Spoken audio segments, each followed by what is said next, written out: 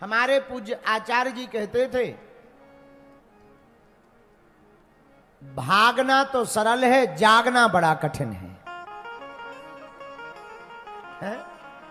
भागना सरल है, जागना कठिन है।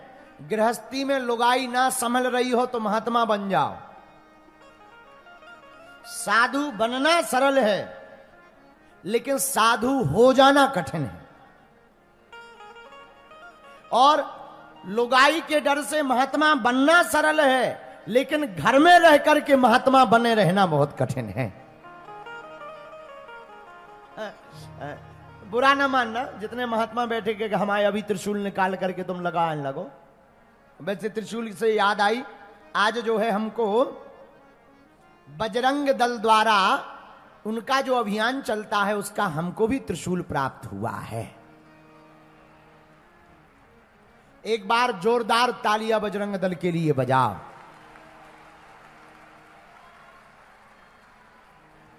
आत्मरक्षा के लिए, व्यसन मुक्ति के लिए और भारत को हिंदू राष्ट्र बनाने के लिए सबको पहनना चाहिए।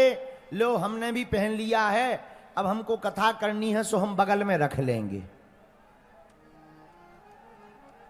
हाँ, तो जहां कह रहे थे वही पूरी बात सुनो। बोलो सीताराम। गृहस्थी में रहकर महात्मा बनना बड़ा कठिन है, गृहस्थ में रहकर।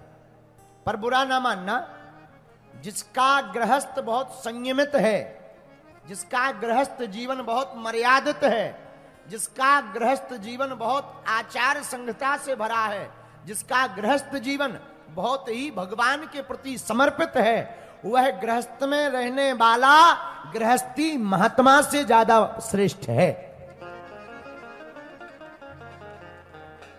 क्यों? संसार के उलझनों से बचकर महात्मा बनना बहुत सरल है, लेकिन घर में महात्मा बनना बहुत कठिन है। ऐसे समझो, इसको दूसरे तरीके से समझाते। बाहर के लिए नेताजी बनना, बाबाजी बनना बहुत बढ़िया है, लेकिन घरवाली के लिए नेताजी बनना बड़ा कठिन है। हाँ, कोई कितना भी महान बुद्धिमान हो, कितना भी महान नेता हो, कितना भी महान विद्वान हो, वो बाहर कितना ही बड़ा विद्वान रहेगा, घर में वही रहेगा जो घरवाली कहेगी। हाँ, ये बहुत पते की हमारा अनुभव नहीं है निजी, हम तो दूसरों का अनुभव आपको देते हैं। तो घर में शाबाशी पाना बड़ा कठिन है। बाहर के लोग तो छोटी सी बात पे ताली बजाने लगते, वाह वाह वाह, क्या बात है, क्या बात। पर घर वाले नहीं बजाते हैं, क्योंकि उन्हें पता है कि तुम ये जो काम कर रहे हो वो कहां से कर रहे हो। बोलो सीताराम। इसीलिए जैसे तुम कलाकार हो, तुम यहां बजा करके हम लोगों को खूब ताली ठुकवा सकते हो, घर में खूब गाना सुनाओ, तुम्हारी घर वाली नहीं बजाएगी, क्योंकि उन्हें पता है। इसीलिए हम आपको बहुत विनम्रता पूर्वक हाथ जोड़कर यह कहना चाहते, गृहस्थ जीवन बहुत अच्छा है, मानना चाहिए, गृहस्थ जीवन में रहना चाहिए, लेकिन मेरे पागलों, गृहस्थ जीवन में बहुत संयमित रहना चाहिए। जो गृहस्थ जीवन को संयम के साथ जीता है, उसका गृहस्थ जीवन भी मंगल होता, उसका घर भी मंदिर होता, और उन दोनों पति पत्नी का मन भी मंदिर होता है। इसलिए आज की कथा का सूत्र क्या है? भागना सरल है, जागना कठिन है। भागना सरल है, जागना कठिन है। महात्मा बनना सरल है, महात्मा हो जाना कठिन है। गुरु बनना सरल है, गुरु हो जाना कठिन है। भक्त बनना सरल है, माला डाल लो, तिलक लगा लो, भक्त बन गए। लेकिन भक्त हो जाना कठिन है। भैया, जो हो जाता है उसे फिर वस्त्रों की जरूरत नहीं पड़ती, उसका तो मन ही वस्त्र हो जाता है। इसलिए जागना। अच्छा, आप कहोगे गुरुजी ये जागना क्या है? जागना मतलब जागृति, समझ जाना, उस बारे में गुरज्ञ हो जाना, अपने अधिकार को जानना, जागना है। स्वयं मैं कौन हूं इसे जान लेना, जागना है। जैसे लाखों लोग यहां बैठे हैं, सब लोग सुन रहे, कुछ लोगों को माइक सुनाई पड़ रहा, कुछ लोगों को टीवी की स्क्रीन दिखाई पड़ रही, कुछ लोगों को कुछ दिखाई पड़ रहा, पर सबको एक एक चीज दिखाई पड़ रही है। लेकिन जो जागा हुआ व्यक्ति होगा उसे केवल हर व्यक्ति में भगवान दिखाई पड़ता है। तो जागना बड़ा कठिन है। जागने का मतलब निराभिमानी हो जाना। जागने का मतलब ना सुख दुख सताएगा ना सुख। दुख तुम्हें परेशान नहीं करता, सुख आने पर प्रसन्नता नहीं। जो जाग जाता है उसे दुख परेशान नहीं करते हैं और सुख में वो फूला नहीं समाता है, हमेशा एक जैसा रहता है। विचार करना, जो बहुत बुद्धिमान आदमी होता है वो बहुत बड़ी बात पर भी ज्यादा जोर से ठहाका नहीं लगाता है, बहुत जोर से वो हंसता नहीं है, बहुत बड़ी बात को भी वो तुरंत ललक करके नहीं बोलता है। जो कम बुद्धिमान होता है वो तुरंत लपक करके बोलता है। भैया, जागा हुआ व्यक्ति पहले सोचता है, समझता है, जानता है, देखता है, बाद में समर्पण करता है। आहा, संत श्री एकनाथ जी महाराज, महाराष्ट्र के महात्मा संत श्री एकनाथ जी महाराज गंगा स्नान करने गए। स्नान करके वापस आए। एक नीच प्रवृत्ति के व्यक्ति ने मुंह में पानी भरकर उनके ऊपर कुल्ला कर दिया, छींटा पड़ गए। वो फिर मुस्कुरा के गए, स्नान करके वापस आए। उसने दोबारा कुल्ला किया, वो फिर स्नान करने गए, फिर आए। 108 बार उसने उनको अपवित्र किया। वो बार बार गंगा स्नान करके वापस आए।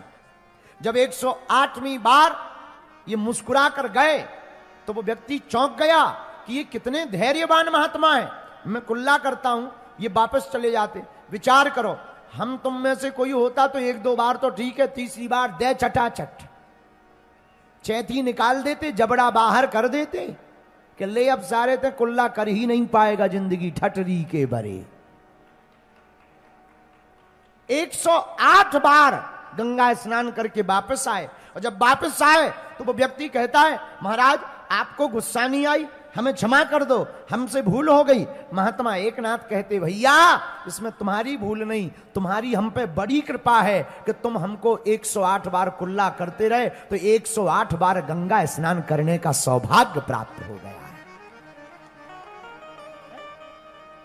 ये जागे हुए आदमी के लक्षण है। जो जाग जाता है वो समझ जाता है, वो दुख को भी सुख बना लेता, अपमान को भी सम्मान बना लेता है, वो अपयश को भी यश बना लेता,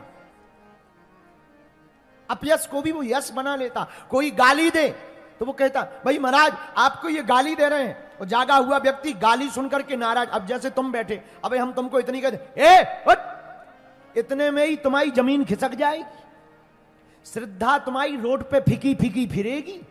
हो गए बागेश्वर महाराज, होंगे हनुमान जी के भक्त, ठटरी बनाए अपनी।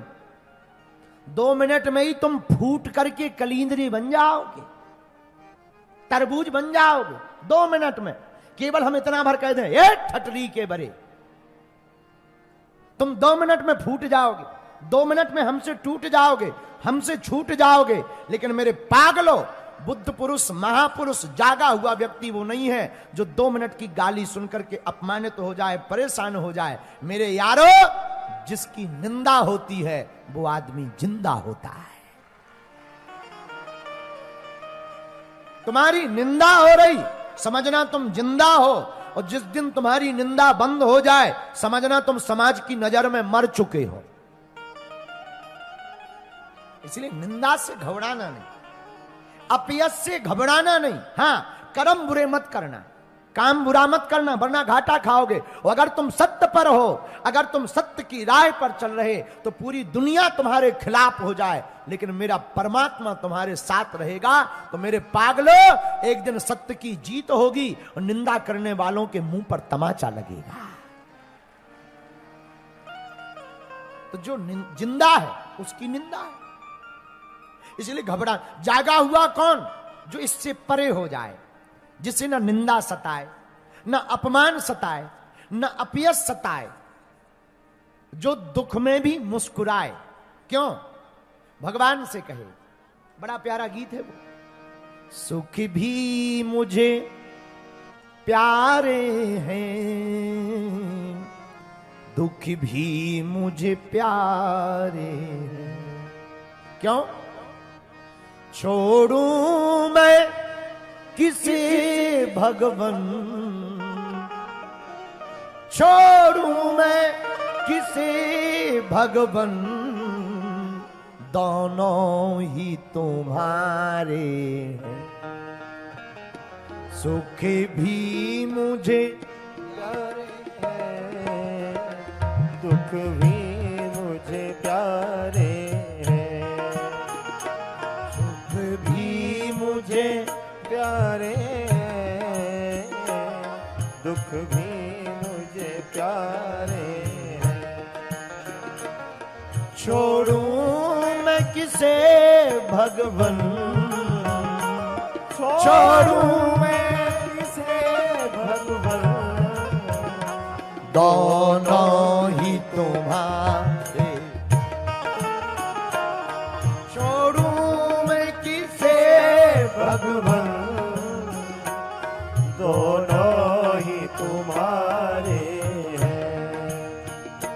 सुख भी मुझे प्यारे हैं, दुख भी मुझे प्यारे हैं।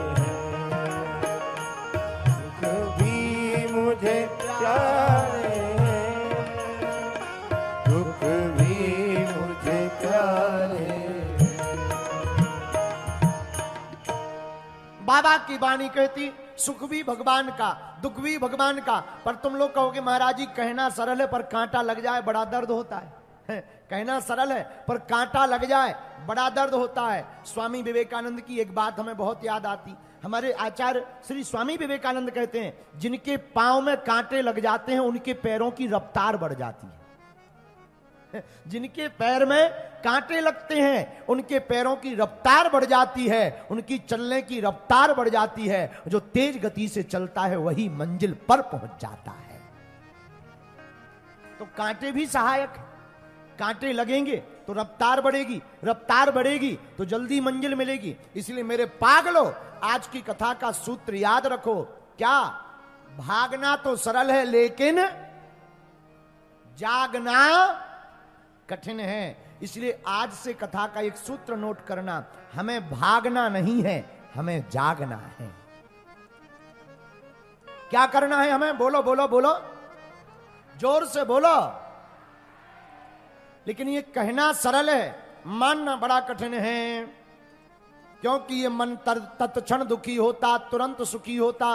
कोई अभी सम्मानीय व्यक्ति कथा में आ जाए और हम उनका नाम ना लें, वो भीतर ही भीतर ऐसे फूट पड़ते हैं जैसे कोयला जलता है। हाँ, बड़ी आफत, बड़ी आफत है। कोई माननीय सम्मानीय आ जाए कथा में और हम मस्ती में मस्त हों और उनकी तरफ देख ना पाए या बोल ना पाए, ऐसे जल जाएंगे जैसे भट्टी में कोयला जलता है। हाँ, तो उन्हें कथा नहीं पुसाएगी, उन्हें तो लगे कि भाड़ में गई होंगे भागे सो सरकार अपने लिए। हाँ, बुरा ना मानना, यही चीजों पर विजय पा लेना, जाग जाना है। मान अपमान और सम्मान से ऊपर हो जाना, इसी का नाम जाग जाना है। मान करो तो धन्यवाद, ना करो तो धन्यवाद। हमारे पूज्य दादा गुरुजी कहते थे, ना मुझे मान प्रिय है, ना सम्मान प्रिय है, ना अपमान प्रिय है, मुझे तो केवल हनुमान प्रिय है।